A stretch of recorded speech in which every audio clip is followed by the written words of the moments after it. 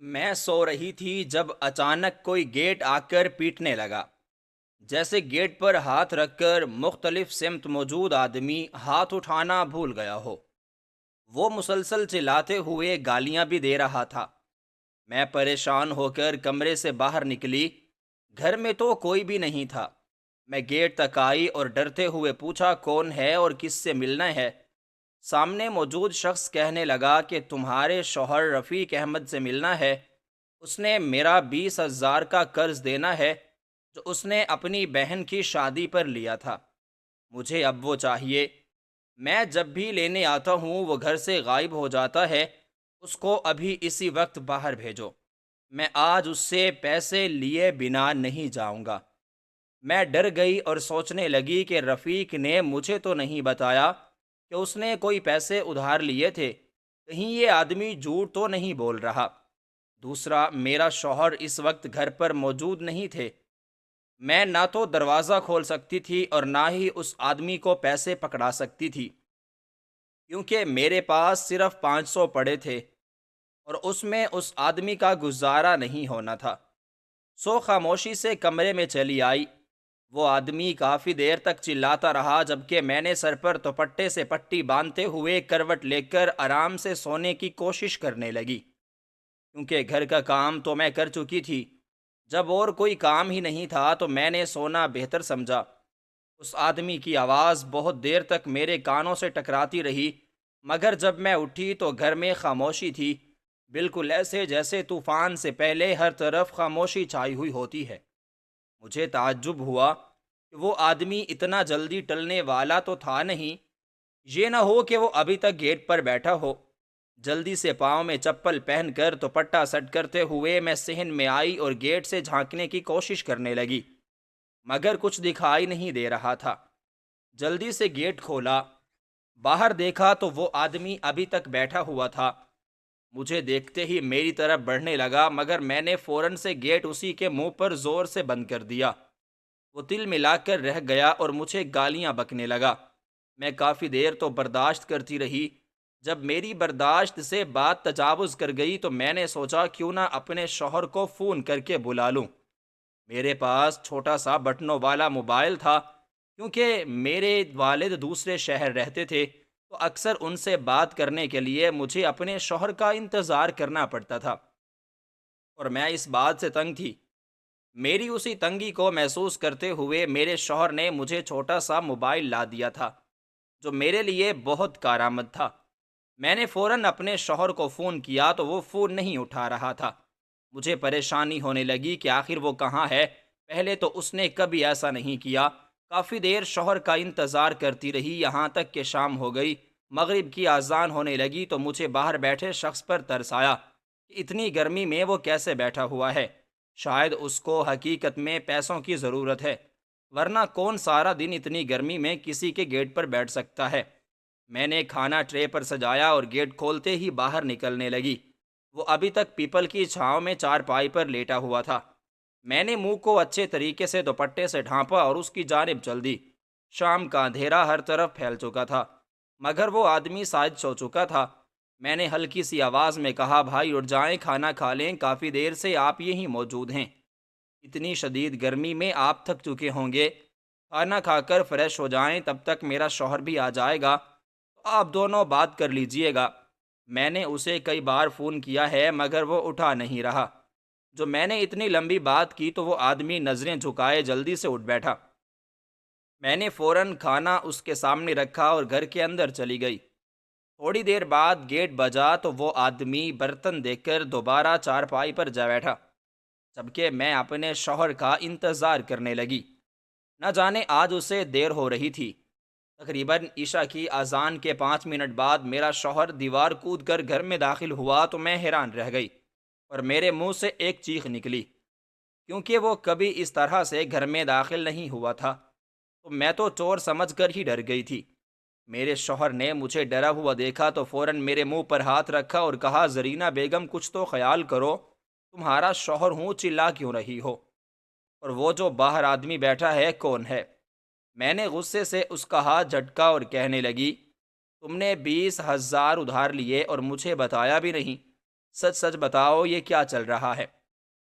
مجھے غصے میں دیکھ کر میرا شوہر بے بسی سے کہنے لگا، بہن کی شادی پر لیے تھے ابھی تک واپس نہیں کر سکا، اور وہ آدمی باہر بیٹھا ہے، میں کیا کروں، کہاں سے دوں اس کو پیسے؟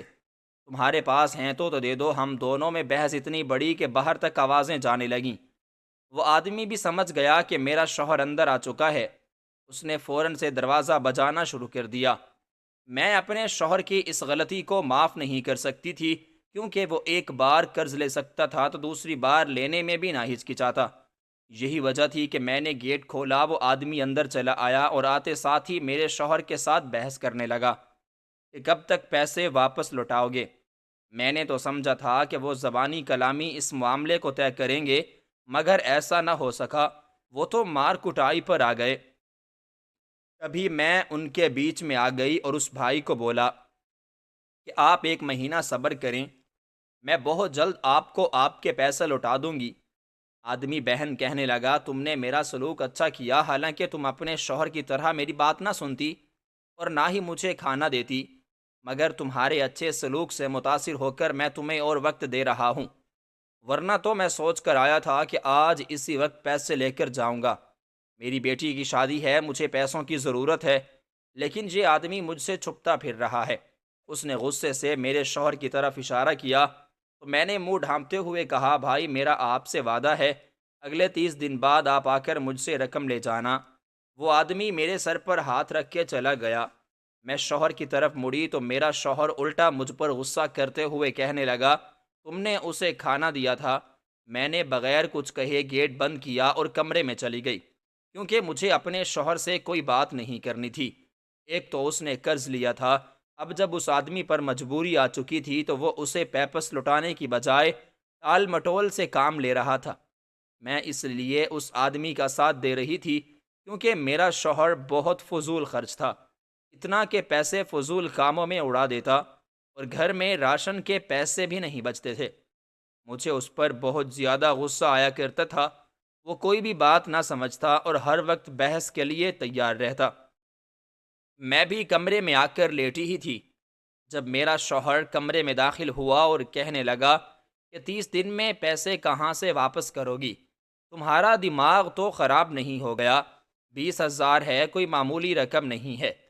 تبھی میں اٹھ بیٹھی اور اسے کہنے لگی، چاہے تم بھی اجازت دو یا نہ دو، مجھے چودھریوں کی حویلی میں کام ملا ہے اور میں وہیں جا رہی ہوں۔ 30 دن بعد مجھے میری تنخواہ مل جائے گی تو میلی تہلی تنخواہ اسی بھائی کو دے دوں گی، ورنہ وہ ایسے ہی پریشان ہوتا رہے گا اور ہمیں بھی کرتا رہے گا۔ تمہیں تو ذرا سی عقل نہیں، فضول خرچیوں سے تھوڑے سے پیسے بچا کر اسے دینا شروع کر دیتے تو اب تک ہو گئے ہوتے۔ تمہاری بہن کی شادی کو 5 سال ہو چکے ہیں، اس کے 2 بچے ہیں، اور تم ابھی تک 20,000 نہیں چکا پائے۔ میں بولنے پر آئی تو بولتی ہی چلی جاتی تھی۔ ابھی بھی میرے شوہر کی بولتی بند ہو چکی تھی۔ وہ خاموشی سے چارپائی پر آ کر بیٹھ گیا اور کہنے لگا، تم سچ میں چودھریوں کی حویلی میں کام کرنا چاہتی ہو؟ میں نے اس بات میں سر ہلایا تو وہ کہنے لگا، اگر میں منع کروں تو پھر تم کیا کہو گی؟ اس نے جھجکتے ہوئے کہا تھا۔ میں نے پورے اعتماد لہجے میں کہا، میں پھر بھی جاؤں گی۔ سارا دن میں گھر میں اکیلی بور ہوتی رہتی ہوں، تم تو گھر سے نکل جاتے ہو اور آتے پھر رات کو دیر سے ہو، میں کیا کروں؟ گھر میں بیٹھ کر بچے تو ہیں نہیں جو ان کی پرورش میں مصروف رہوں۔ میں پاگل ہو جاؤں گی، اس لیے کوئی نہ کوئی کام تو ڈھونڈنا ہی پڑے گا۔ میں اپنے شوق سے کر رہی ہوں۔ میرا شوہر کہنے لگا، ٹھیک ہے، کوئی مسئلہ نہیں، میری اماں بھی چودھریوں کے ہاں کام کرتے کرتے مری تھی، اب تم بھی وہاں کام کرنا چاہتی ہو تو مجھے کیا اعتراض ہو سکتا ہے؟ اس نے نظریں چکاتے ہوئے یہ بات کی تو مجھے بہت غصہ آیا، کیونکہ مجھے معلوم تھا اگر میں کمانے لگ جاؤں گی تو میرا شوہر آوارہ گردی پر توجہ دے گا، مگر اپنے کام پر نہیں، کیونکہ راشن کے پیسے بھی بڑی مشکلوں سے دیا کرتا تھا۔ اب جب اس کو معلوم تھا کہ میں کمانے لگی ہوں تو وہ بھلا مجھے پیسے کیوں دینے والا تھا؟ میں نے غصے سے شوہر کو دیکھا اور چپ چاپ سو گئی۔ صبح مجھے کام پر جانا تھا۔ اچھے طریقے سے گھر کو صاف کرنے کے بعد میں نے کپڑے بدلے، کنگھا کیا، چادر اوڑھ کر چودھریوں کی حویلی کی جانب روانہ ہو گئی۔ راستے میں گلشن باجی ملی، جس نے مجھے اس کام کے بارے میں بتایا تھا۔ ہم دونوں نے سوچ لیا کہ اب جانا بھی ایک وقت پر ہے تو کیوں نہ اکٹھے جایا جائے۔ پھر جو پہلے تیار ہو جائے گا وہ دوسرے کے گھر جا کے اس کا انتظار کرے گا، پھر دونوں اکٹھے ہی حویلی جایا کریں گی۔ ویسے تو گلشن باجی اور مجھ میں صرف 2 برس کا فرق تھا، مگر چونکہ کم عمری میں ان کی شادی ہوئی تھی اور زیادہ بچوں کی ذمہ داری کی وجہ سے وہ وقت سے پہلے بوڑھی ہو چکی تھی، اس لیے میں احتراماً ان کے نام کے ساتھ باجی لگایا کرتی تھی۔ ویسے گلشن کہنے میں بھی باجی کو کوئی اعتراض نہیں تھا، مگر پھر بھی یہ اخلاقیات کے خلاف تھا اور میں انہیں ان کے نام سے نہیں بلا سکتی تھی۔ یہ ہمارے گاؤں کی روایت تھی۔ گلشن باجی اور میری جلد ہی بہت اچھی دوستی ہو گئی۔ ہم دونوں اکٹھے آتی جاتی۔ مجھے وہاں کام کرتے ہوئے 20 دن ہو چکے تھے۔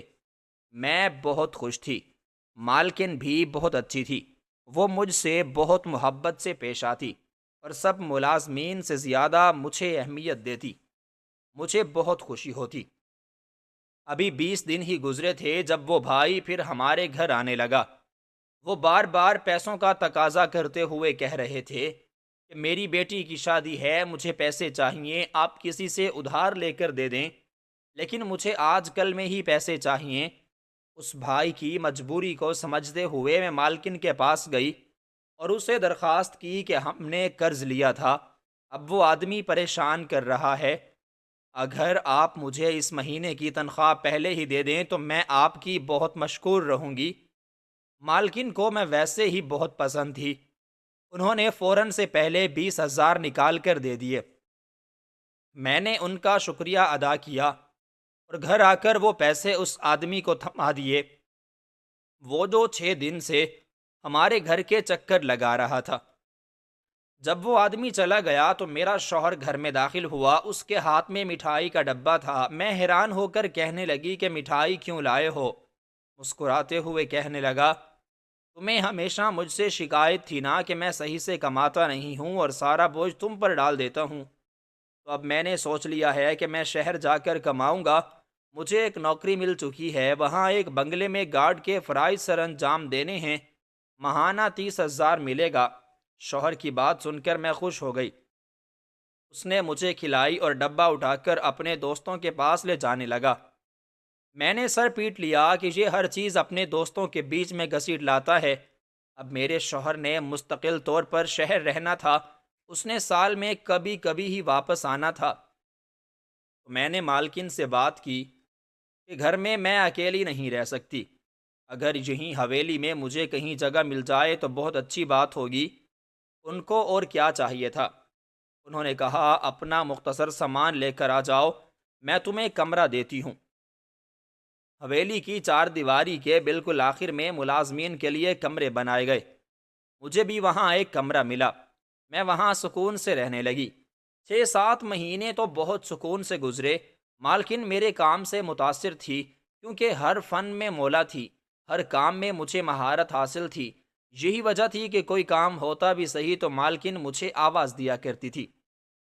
میں فوراً بوتل کے جن کی طرح حاضر ہو جاتی اور گھنٹوں کا کام منٹوں میں کر دیتی۔ مالکن مجھ سے زیادہ متاثر ہو چکی تھی۔ انہوں نے تو میری تنخواہ بڑھانے کا بھی وعدہ کر لیا تھا۔ اب میں زیادہ محنت سے کام کرنے لگی کیونکہ میرے لیے میری مالکن کی خوشنودی ہی سب کچھ بن چکی تھی۔ شوہر تو کبھی کبھی آتا، ایک رات رہ کر واپس چلا جاتا، ایسے میں اکیلی رہ جاتی تو مالکن کے ساتھ ہاتھ بٹا دیا کرتی تھی۔ وہ کچن کا سارا کام خود کرتی ہی، خاص طور پر وہ اپنے گھر والوں کے کھانا خود بناتی۔ باقی صفائی اور چھوٹے موٹے کام ہوتے جو ہمیں کرنے ہوتے تھے۔ وہ جمعہ کی بابرکت رات تھی جب میں رات گئے تک عبادت کرتی رہی۔ تھکی ہاری چارپائی پر لیٹی تو نیند نے اپنی آغوش میں لے لیا۔ مجھے ایک علیحدہ کمرہ ملا تھا اور اس کمرے میں اکیلی رہتی تھی۔ ساتھ والا کمرہ شمیم خالہ کا تھا، وہ اپنے شوہر کے ساتھ رہتی تھی جو اس حویلی میں ڈرائیور کے فرائض سر انجام دیتے تھے۔ وہ دونوں بوڑھے ہو چکے تھے اور اولاد تو تھی نہیں، اس لیے اکٹھے اسی حویلی میں رہ رہے تھے۔ نہ جانے رات کا کون سا پہر تھا جب مجھے محسوس ہوا کمرے میں میرے علاوہ بھی کوئی ہے، کیونکہ کمرے کی کھڑکیاں کھلی ہوئی تھیں۔ باہر سے 14ویں کے چاند کی روشنی اندر آ رہی تھی اور اسی روشنی کی وجہ سے مجھے معلوم ہوا جیسے کوئی کمرے میں ٹہل رہا ہو۔ کیونکہ اس انسان کا سایہ دیوار پر ظاہر ہو رہا تھا۔ میں ڈری ہوئی تھی۔ پہلے تو لگا کہ کمرے کے باہر کوئی ہے، مگر جب قدموں کی چاپ کمرے میں سنائی دی تو میرے دل کی دھڑکن میں تیزی آنے لگی۔ چہرہ پسینے سے بھر گیا اور ہاتھوں میں ہلکی سی کپ کپاہٹ واضح ہونے لگی۔ میں نے تھوڑی سی ڈری، وضو میں تھی، اس لیے آیت الکرسی پڑھتے ہوئے میں سونے کی کوشش کرنے لگی۔ مجھے لگا میرا وہم ہے، مگر یہ وہم نہیں ہو سکتا تھا کیونکہ کوئی تو یہاں موجود تھا۔ ابھی میں آنکھیں پھاڑے خوف زدہ ہو کر لیٹی ہوئی تھی جب کسی نے میرے سر پیر پکڑ لیے۔ میرے منہ سے ایک چیخ برآمد ہونے والی تھی، لیکن جلدی سے میں نے اپنے منہ پر ہاتھ رکھ دیا تاکہ چیخ دب جائے اور سامنے موجود انسان کو پتہ نہ چل سکے کہ میں اب جاگ رہی ہوں۔ ابھی ایک آواز گونجی جس نے مجھے چونکا دیا، کیونکہ وہ آواز کسی اور کی نہیں بلکہ مالکن کی بیٹی میرب کی تھی۔ میں حیران ہو گئی۔ اس چھوٹی بچی نے میرے ہاتھ پاؤں پکڑے ہوئے تھے اور وہ رو رہی تھی۔ اس کے آنسو میرے پاؤں پر گر رہے تھے۔ میں حیران ہو گئی کہ میرب بی بی اس وقت یہاں کیا کر رہی ہے۔ وہ تو محض 10 برس کی تھی۔ میرا دل دھک سے رہ گیا۔ بہت سی سوچیں میرے سر پر سوار ہونے لگیں کہ آخر وہ چھوٹی سی بچی ایسی حرکت کیسے کر سکتی تھی، اور وہ کر بھی رہی تھی۔ وہ آخر اس کے پیچھے کیا وجہ ہو سکتی ہے؟ بظاہر میں سوتی بنی وہ بچی کافی دیر میرے پیر پکڑ کر روتی رہی، پھر وہاں سے چلی گئی۔ میں رات کو دروازہ بند کرنا بھول گئی تھی۔ یہی وجہ تھی کہ وہ بچی میرے کمرے میں چلی آئی۔ مجھے لگا شاید نیند میں تھی، اس لیے یہاں آ گئی ہوگی۔ اگلے روز پھر اس نے یہی حرکت دہرائی۔ کافی دنوں تک وہ یہ حرکت دہراتی رہی۔ میں خاصی ڈری ہوئی تھی۔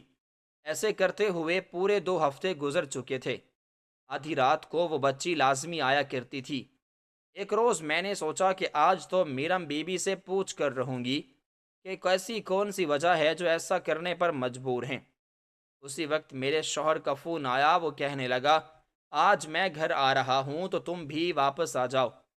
میں نے مالکن سے چھٹی لی، حالانکہ میرا دل نہیں کر رہا تھا، کیونکہ میرا بی بی کے بارے میں جاننا چاہتی تھی، آخر وہ ایسا کیوں کر رہی تھی۔ مگر مجبوری تھی۔ شوہر اتنے مہینے کے بعد گھر واپس آ رہا تھا۔ میں نے سوچا جب کام پر واپس ہوں گے تو پھر دیکھا جائے گا۔ میں نے 4 دن کی چھٹیاں لی تھیں۔ اس کے بعد گھر آ کر بھی میں چین نہیں ہو پا رہا تھا کہ کیا بات ہے، کیوں اتنی پریشان دکھائی دے رہی ہو، مگر مجھ سے کچھ بولا نہیں گیا۔ میں خاموش رہی۔ میرا شوہر بھی خاموش ہو گیا کہ شاید میں اسے بتانا نہیں چاہتی۔ جب مجھے خود کو کچھ پتہ نہیں تھا تو میں اسے کیا بتاتی۔ 4 روز بعد میں حویلی واپس آئی تو مالکن بہت خوش تھی۔ ہر طرف مٹھائیاں بانٹی جا رہی تھیں۔ مجھے حیرت ہوئی کہ یہ مٹھائی کس چیز کی بانٹی جا رہی ہے، تو مالکن نے بتایا کہ انہوں نے اپنی بیٹی میرم کا رشتہ ابھی سے طے کر دیا ہے۔ جب وہ 18 برس کی ہوگی تو وہ اس کی شادی کر دیں گی۔ مجھے بہت خوشی ہوئی، لیکن اس دن والا واقعہ میری آنکھوں کے سامنے گھوم گیا۔ میں نے پریشان ہوتے ہوئے پوچھا، مالکن کس سے طے کیا ہے؟ وہ کہنے لگی، میرے دیور کے بیٹے سے۔ وہ میری بیٹی سے 2 برس بڑا ہے، بس ہم نے سوچا ہے کہ جیسے ہی وہ دونوں تھوڑے سے بالغ ہوں گے تو ہم ان دونوں کی شادی کر دیں گے۔ مجھے حیرت ہوئی مگر خوشی بھی ہوئی، کیونکہ وہ میری مالکن کی بیٹی تھی، مجھے بہت پیاری لگتی تھی۔ مالکن کے 2 بیٹے تھے، مگر ان کی بیٹی پر سب سے زیادہ مجھے پیار آیا کرتا تھا۔ اکثر وہ اداس ہو کر باغ میں بیٹھی ہوئی پائی جاتی تھی۔ مجھے اس کی سمجھ نہیں آتی تھی وہ کیوں اتنی تنہائی پسند ہے، جو کہ ان کے خاندان کے تمام لوگ ہی بہت ہنسمکھ اور گھل مل جانے والے ہیں۔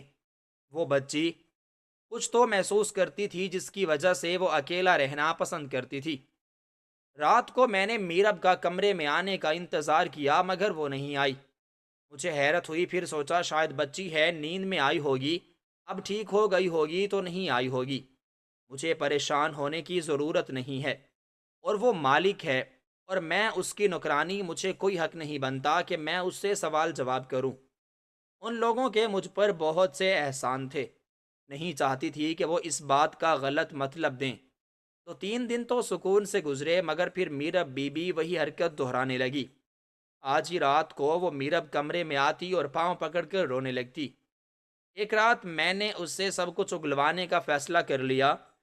جیسے ہی وہ رات کو میرے کمرے میں آئی اور میرے پیروں کو چومتے ہوئے رونے لگی تو میں فوراً سے بیدار ہو گئی اور کمرے کی لائٹ آن کرتے ہوئے کہنے لگی، بی بی سب خیریت تو ہے؟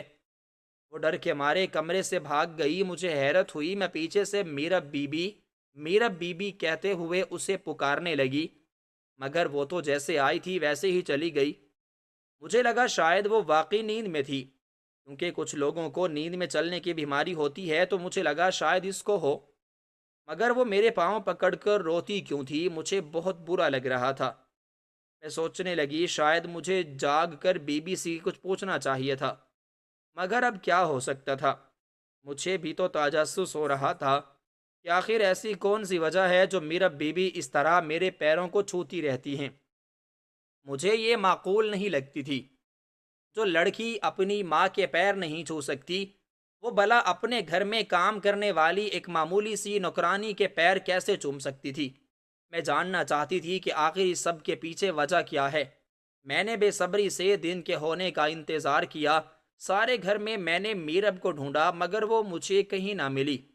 میں نے یہ بات محسوس کی تھی کہ میرب کا ساتھ مالکن کا رویہ لیے دیے رہنے والے انداز میں ہوتا تھا۔ وہ اس کا خیال تو رکھتی تھی، مگر ویسے محبت نہیں کرتی تھی جیسے وہ اپنے بیٹوں پر محبت نچھاور کرتی تھی۔ سارا دن ان کے پیچھے بھاگتی رہتی تھی۔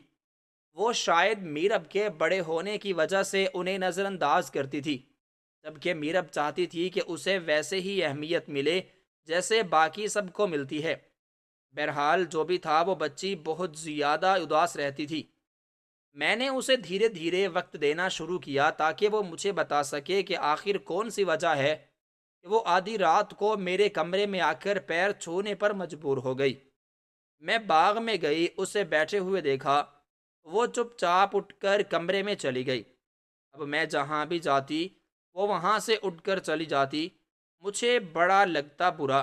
پھر سوچا کہ اس معاملے کو چھوڑ دیا جائے، مگر ابھی بھی وہ رات کو میرے کمرے میں آ جایا کرتی تھی۔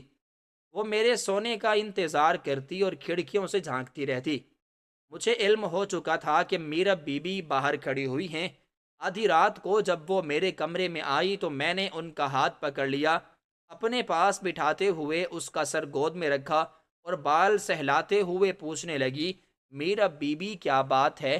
آپ مجھے آج کل بہت پریشان اور مضطرب دکھائی دیتے ہیں۔ سب خیریت تو ہے؟ کیا آپ کی امی نے آپ کو کچھ کہا ہے؟ وہ نفی میں سر ہلاتے ہوئے رونے لگی۔